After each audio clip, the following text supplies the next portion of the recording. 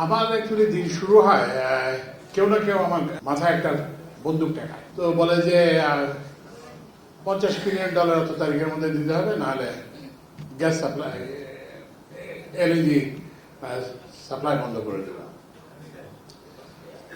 তারপরে হচ্ছে যে অমুক আপনারা জানেন যে এটা তো হলো গ্যাসের। তারপরে আবার বিদ্যুৎ থেকে আপনারা দেখছেন খবরের কাগজে আছে যে আমাদের বাইরের দেশের একটা সাপ্লায়ার আছে, প্রায় আমাদেরকে দেয় যে সাপ্লাই বন্ধ করে দেবে, এবং বন্ধ করেও দিচ্ছে। জ্বালানি অপরাধ ট্রাইব্যুনাল এটা আসলে গঠন করা দরকার। আমাদের প্রথম কাজ ছিল বিদ্যুৎ এবং জ্বালানি খাতের উন্মুক্ত করে দেওয়া। উন্মুক্ত করে দেওয়া কিভাবে? যে আগে ওই যে বললাম যে নেগোশিয়েট করে বিদ্যুৎ প্রকল্প, গ্যাস প্রকল্প দেওয়া যেত। আমরা বলছি যে না, এখন আর আমরা এইসব আলাপ আলোচনার মাধ্যমে কোনো কিছু করব না, আমরা যা কিছু করব একটা উন্মুক্ত প্রতিযোগিতার মাধ্যমে করব। এবং উন্মুক্ত প্রতিযোগিতার সুফলটা আপনার ব্যবসা হিসেবে বুঝতে হবে। আপনারা জানেন যে বিপিসি সম্পর্কে অনেক কথা হয়েছে। বিপিসি তেল আমদানি করে, ক্রুড অয়েল আমদানি করে, রিফাইন্ড অয়েল আমদানি করে।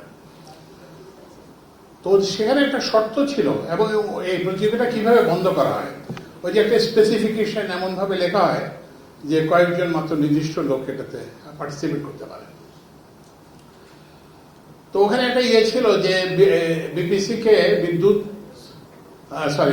তেল সরবরাহ করতে হলে একটা রিফাইনারির ওনারশিপ লাগবে। আপনি রিফাইনারির মালিক না হলে আপনি জ্বালানি তেল সরবরাহ করতে পারবেন না। তো আমি দেখলাম যে এটা তো কোনো প্রয়োজনীয়তা নাই। অনেকেই আছে প্রোডাকশন করেন না, কিন্তু ডিস্ট্রিবিউশন করেন কিংবা সাপ্লাই করেন, এটা কেন হবে? তো তখন আমি বললাম যে না, ঠিক আছে, ওটা থাক, কিন্তু সাথে বলে দেন যে অন্য যে কেউ, ওখানে মনে 3 লাখ টন সাপ্লাই করছে আর ওনারশিপ রিফাইনারি ওনারশিপ ছিল। আমি বলে না, আপনি যদি ওরা যদি 5 লাখ টন যদি করতে পারে, তাহলে কিন্তু সে জ্বালানি সরবরাহ করতে পারবে। রেজাল্টটা হলো 4টা যেখানে বিডার ছিল সেখানে 12টা বিডার হলো।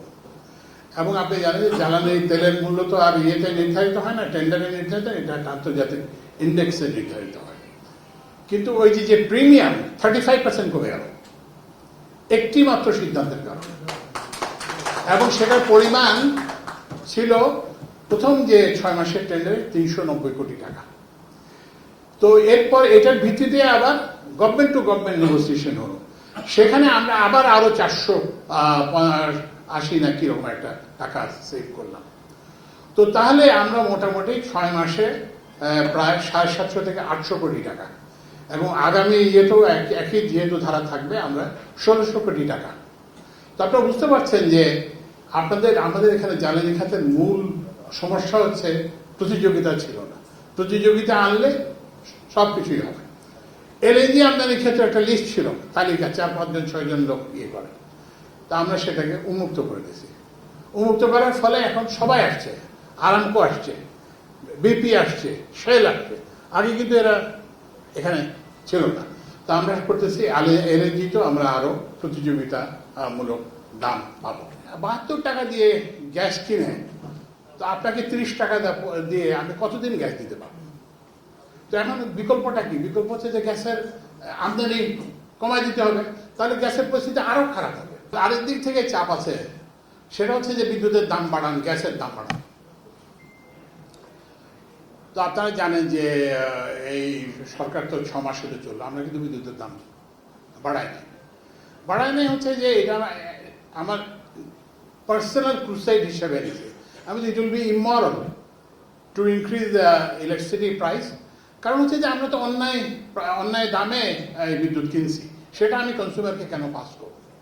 কিন্তু এটা কতদিন রাখতে পারবো আমি জানি না।